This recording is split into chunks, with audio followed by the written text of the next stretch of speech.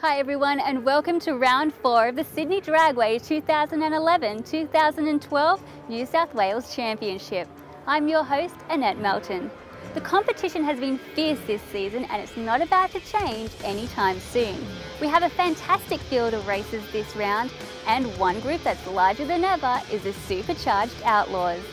Big engines, blowers and even bigger personalities. Let's catch up with some of the racers who make this wild category so entertaining.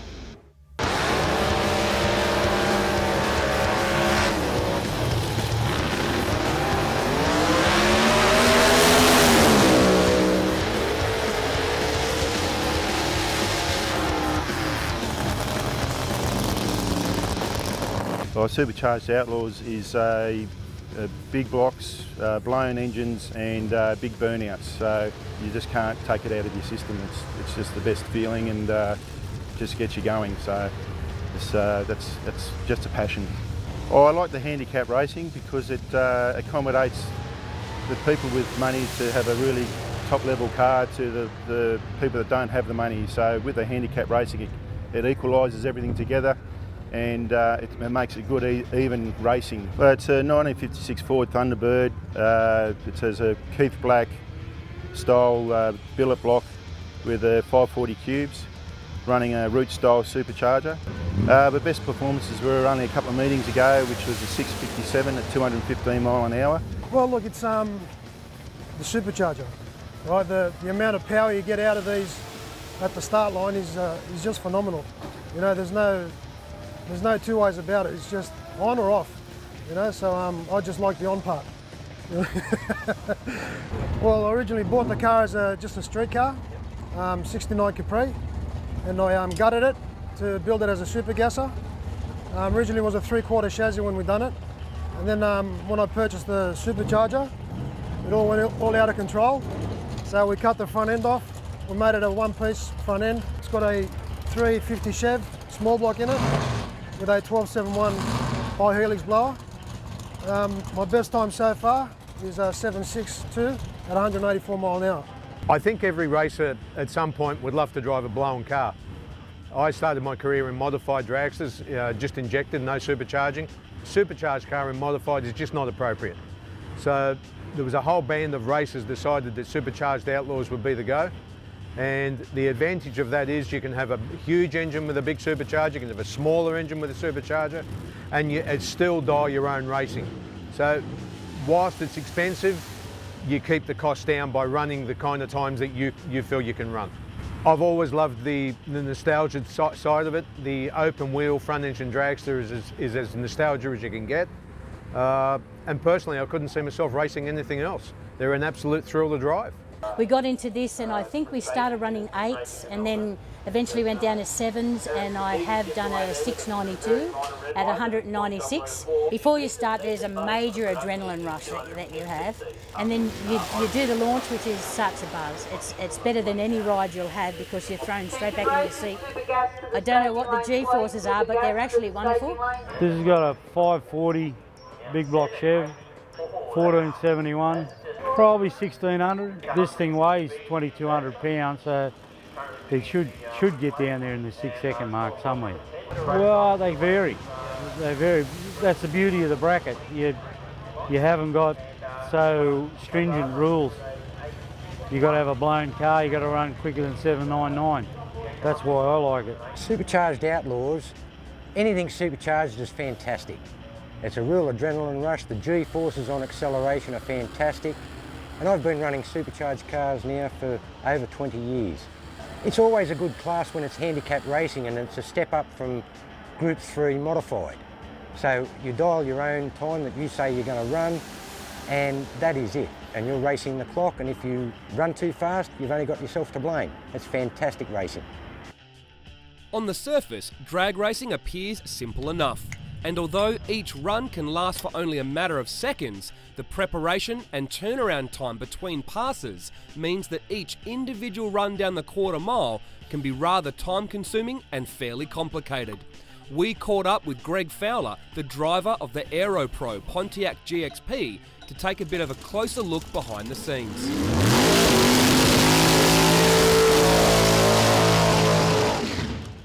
Okay, well when we go in, we get in the water box, they guide us into there, and then it's pretty important to get a good burnout down, lay a bit of rubber so you can get back in it.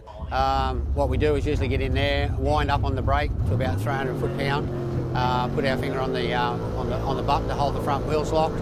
Yeah, do a bit of a static burnout just to get the wheel spinning on the car, let go of the button and go forward, accelerating a little bit. As it goes into second gear, sort of just accelerate a little bit more, keep the momentum going, you know. So probably get up to like 120 mile an hour in the burnout these days. So we go a fair way, probably doing 200 feet, you know. So yeah, but pretty important the burnout stage, and pretty important to get back in that lot of rubber, you know, to take off with these cars. So yeah, and then we get someone to guide us back, make sure we're in the rubber, and there's a few buttons to switch off. We've got a burnout button in these cars just so they don't get too many revs in the burnout, because you know, when they've got 1600 horsepower, they're pretty easy to lose as far as revs. Reset the shocks on the button, and then we're right to go. So we edge up to the first light and wait for the opponent, and then bring the second light on, and then get on the trans brake and wait for the first light to take off. Yeah, when we're on the trans brake, we're actually fully flat, and we run a launch controller which holds the car at about 3,000 revs. And the only time you come on full revs is when you let your finger off the button. So just protects the engines, you know, because sometimes in the racing we're doing, there's a big difference between the other cars, so it could be 3 seconds. That's too long to hold up on the trans brake, so this is a good system for the bigger cars.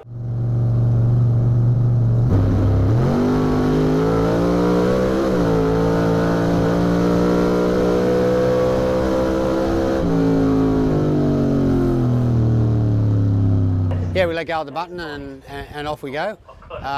The best 60 foot this car done is 1009. We go down the track. If everything's going all right, it will change automatically. If we get off the accelerator even for a microsecond, it won't change gears by itself, so you've got to realise what you've done, change the second gear, and then usually with these cars have a pretty big steer before you get to the end. So yeah, especially on hot days like today. Yeah, just as we go across the line, I try and get on parachutes pretty early with this car. Stops pretty well on that, but it's just something I've got in the habit of doing. And yeah, push the parachutes and yeah, wait for the big jerk forward. These cars, they pull about 4.5 Gs off the line, about 3.5 under parachute. So yeah, so they do tear you around a little bit. So you've got to make sure you're tight in there. So it's good. Yeah, and then we tow back and get stuck in the car, turn around as quick as we can, because we have a pretty quick turnaround here. So it's pretty important to get the front off it. Get this car cooled down, get the parachutes packed and get fuel, and then we can have a bit of a break if we've got enough time, so before we go again. Stick around as after the break we head into qualifying and elimination highlights as well as the finals of every category here at round 4 the Sydney Dragway New South Wales Championship Series. Welcome back to round 4 of the Sydney Dragway 2011-2012 New South Wales Championship. Well, before the break, you got to meet some of the drivers in the high-performance world Supercharged Outlaws. Now you get to see them in action. Arthur, big burnout, nearly getting out of shape in that Ford Capri up against Jeff Penton, the reigning champion in the dragster. Jeff Penton, a 771 dial-in. Arthur, a 775. Come into stage now. They're going to leave the line pretty much together. Let's see what happens. Lights go green though. Arthur is out of there straight away. 0.066 reaction time. Jeff Penton a little bit lazy with a 0.243, but watch this up top. There is some problems for Arthur's car. He has to pedal it and back off. So Jeff Penton takes the win after being lazy on the tree. He's going to go through to the finals. Norm McCormack has a bye run. All he needs to do is stage, get a green light, and he can reverse back and conserve the car so that he can do this. Nice big burnout in the finals. Up against Jeff Penton. Both of these guys very experienced racers. Jeff Penton won last year's championship. Norm McCormack is in the lead of this year's championship. This will be a very, very close run indeed. 735 dial-in for Norm McCormack versus a 771 for Jeff Penton. They're coming up into the stage now. Let's see what happens when these two Supercharged Outlaw veterans go head-to-head. Look at that. Jeff Penton's quick on the tree, gets out of there. Norm McCormack's going to have to chase him down. Will he be able to do it in the top end? It's going to be very close. Oh, Jeff Penton breaks out with a 7.646 and hands the win over to Norm McCormack. He's going to be very happy with that. Let's see that run again from the onboard. You can see that Jeff Penton has a great lead the entire way down the track. Norm McCormack was able to catch him, but after the finish line. But the breakout from Jeff Penton handed him the win and extends his championship lead even further. I need to just go back to last meeting. The car was great. I wasn't. I think I told you earlier this morning I was going to be on my game, and gladly I was on my game today, and we picked up a win. It's a tough gig in Outlaws, and Jeff's a great racer, and if you go in and take Jeff lightly, you'll lose. So we went in and we took him very seriously. Drive to Survive Street Fighter class. Now this is for street registered vehicles. In the Rocket Lane we have Stuart Howell in the VR Commodore Ute, Don Zammett in the VK Commodore in the Winds Lane. A dial-in time of 14.8 versus 13.8, so Stuart Howell will get a 1 second start out of there. Reaction time from Don Zammett, not too bad, 0.098. Can he catch him in the top end without breaking out? That is the question. He tries to brake, isn't able to do it. He gets a 13.717, which is a breakout, and hands the win straight to Stuart Howe. Don Zammett, though, still holds on to the championship in Street Fighter. Street registered bikes now with the Screamin' Eagles category just for Harley Davidsons. Robert Axisa versus Nikki Zarzewski. Both on super glides, but different spec, with a 10.49 dial-in for Robert and a 12.1 dial-in for Nikki. That's why she leaves the line much earlier. Now Robert has to chase her down in the top end. He's got a lot of catching up to do. And it looks like he's going to make it in the top end. Yes, he does. A 10.912 against a 10.49 dial-in defeats a 12.3 against a 12.1 dial-in. That means Robert gets to extend his lead even further in the Screamin' Eagles category. Oh, it was a bit ordinary. I was pretty sick this morning and still am a little bit, and my day didn't start out too well. I was all over the show actually, and then in the last final qualifying I got it all together, and I think the adrenaline kicked in a bit and took over, and you know, we had a tight first win, which was only won by 18.5 thousandths of 1 second, and we went on and got a bye run in the second, and then we won the next one, which put us into the final. It was you know, it was just another lucky day at the racetrack, I think. Redline Performance Super Street now. This is the finals. Robert Heather in the VB Commodore doing a nice burnout. He's up against Michael Walsh in the VY Commodore. Michael Walsh, a very good competitor. What happens on the tree? Red light there from Michael Walsh in the VY Commodore. That's not something that's normal for him. That means that Robert Heather will be handed the win. His reaction time was 0.095. He runs an 11.17 against an 11.15. Would have been a pretty good run anyway, but the red light gave him the guaranteed win.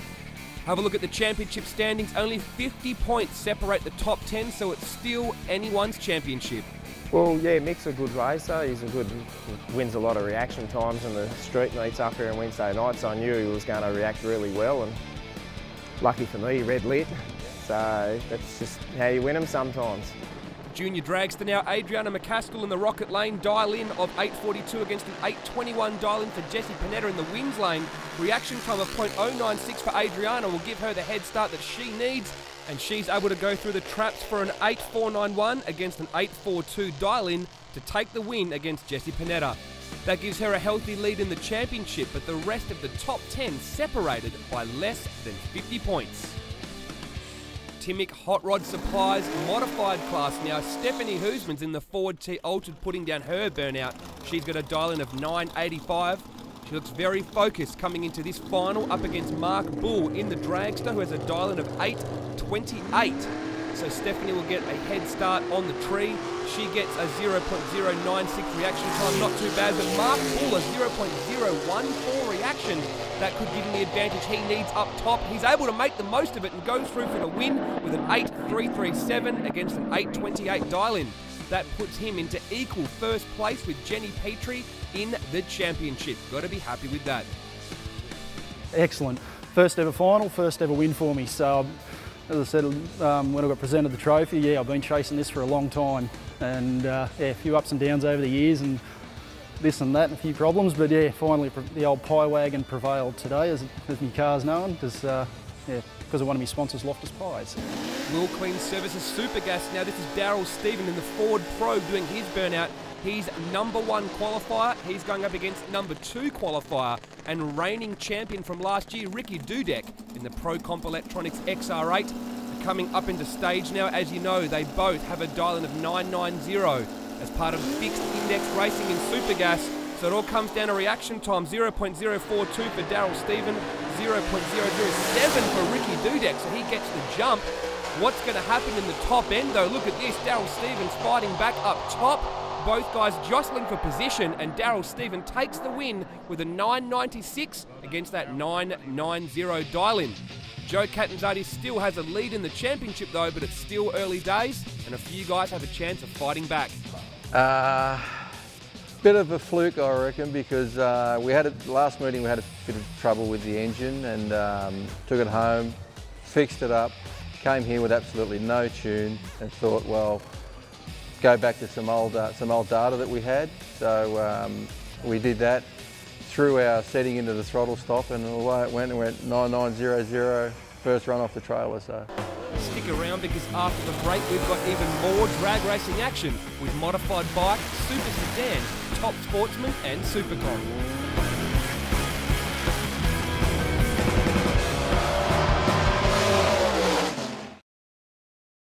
Hi everyone, you're watching coverage from the 4th round of the Sydney Dragway 2011-2012 New South Wales Championship. Now it's time for finals action to see who takes out the win. We join the Pro Comp Electronics Super Sedan category at the semi-finals. Marco Tolomeo in the XY Falcon doing his burnout up against Elise Taylor in the Mustang. 9.42 dial-in for Marco, 10.64 dial-in for Elise. She'll get a nice head start on the tree. 0.023 reaction time, 0.016 for Marco. Most of this is going to come down to the top end, where Marco will have to chase Elise down. Is he able to do it? Yes, he is. Runs a 9.424 against a 9.42 to take the win and go through to the finals. Our second group now, Mark Harding in the Ford Capri doing his burnout with a dial-in of 9.61 up against Jim Denaro in the Ford Cortina with a 9.82 dial-in. They'll be very close on the tree, but the 0.012 reaction time from Jim Denaro should give him the edge that he needs. Can he make it work up top? Yes, he does. A 9.89 against a 9.82 dial-in. He takes the win. He'll go through to the finals, which we're about to see now. Marco Tolomeo doing the burnout in the big XY Falcon. Some people like to collect these old school cars, and some people like to race them. We know which ones we prefer. Marco's lining up against Jim Denaro in the Ford Cortina. Very angry machine. 9.39 dial-in for Marco, 9.85 for Jim Denaro. Look at the reaction time, 0.018 for Marco, 0.049 for Jim. Both have a good reaction time. Let's see what happens in the deep end. Can Marco pick up the ground that he needs? Yes, he does, and he runs a 9.422 against a 9.39 dial-in. Check out this, though. 3 people tied for the #1 spot in the championship means the Pro Comp Electronics Super Sedan is a very tight category. The day was excellent. We started off with our first pass, almost going into the sand trap, because we had no brake pads left. Fortunately, Rocket Industries was open. Sent the crew chief out to buy a set of brake pads. We got them installed, come out. Great, they worked fine. Had another good qualifier. We went 9.37 and 9.37 in our second and third qualifier. Then the altitude and humidity started to come into play. We slowed down a little bit. We were changing our dial in all day. And yeah, we got it right. Group 2 racing now with Supercomp. These guys race against a national index. Wayne Burns in the Toyota Corolla 13B under the hood, one for the Rotary fans. He's racing against a handicap of 7.97. Clint George in the Chevy Cavalier is racing against a handicap of 7.95. They're coming into stage now. Look at that though. He jumps the gun. Wayne Burns will hand the win straight over to Clint George in the Chevy Cavalier. Let's see what he runs though, 7.67. He's under that dial-in that he was given, but he takes the win after the red light from Wayne Burns. You can see it there from that angle, the red light from Little Corolla. And the Chevy Cavalier gets the guaranteed win and some extra points in the championship. Puts him in second, but Daniel Schultz still leads Supercomp. Yeah, the car was behaving itself. It was a little bit off its pace today. We're normally in the 740s, we run around the 750s today, but probably more than likely due to the hot weather today. It was an extremely hot day. Yeah, but it still went well. Pretty maintenance free all day. Or general, we've got our general maintenance, but no problems. So yeah, everything went well. Rapid Bikes Magazine modified bike. Now this is Joe Curry on his warm-up burnout. He won round 3. He's back in the finals again, this time up against Michael Borg on the Honda CBR. Dial-in of 10.48 for Michael, 9.70 for Joe. Let's see what happens now. Michael Borg gets the head start that he needs, 0.170 reaction time, not too bad. Can Joe Curry catch him in the top end? The numbers would say that he normally could, but he doesn't seem to get there on this run, and it's a 10.6 for Michael Borg against a 10.48 and a 10.56 against a 9.70 for Joe Curry. He seems off the pace. You can see the championship standings now. Robert Simmons, Rob Wilkinson and Joe Curry all tied in the #1 spot, making this category another close one as well. We join top sportsman now at the semi-finals. Paul Partridge in the Mustang against Dallas White in the Chevy S10. Dallas White gets the jump, but Paul Partridge fighting back in the top end. He will go through for a win with an 8.52 against an 8.45 and an 8.78 versus an 8.74 for Dallas White. Reaction time's what won it for Paul Partridge. Nice big burnout from the Aeroflow Pontiac GXP. Take a look at this though. Greg Fowler's going head-to-head against his son, Steve Fowler, Aero Pro teammates. We spoke to Greg earlier and he assured us there are no team orders if these guys go head-to-head. The gloves are off and they are going for it. Let's see what happens on the tree now. Steve Fowler gets the jump, good reaction time, 0.012. He has a dial-in of 7.74 to Greg's 6.99. What happens in the top end? A breakout from Greg Fowler, a 6.98 against a 6.99 dial-in. Check out the onboard though. Watch how fast this Pontiac GXP is, and he catches Steve very, very quickly in the top end. Big difference in mile an hour, over 25 miles an hour difference. But Steve takes the win. He's now in the finals. Nice big burnout. He's going up against Paul Partridge in the Ford Mustang.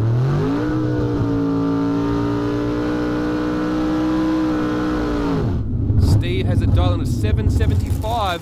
The Paul Partridge is 8.42. So this time, Steve will take off second and have to play catch-up against Paul Partridge. Coming to final stage now, let's see what happens. Paul takes off, gets a red light though. He's instantly going to hand the win to Steve Fowler. Another red light here at round 4 of Sydney Dragway. Steve Fowler takes the win. The team will be very, very happy indeed. Let's check out what that run looks like from the onboard cameras.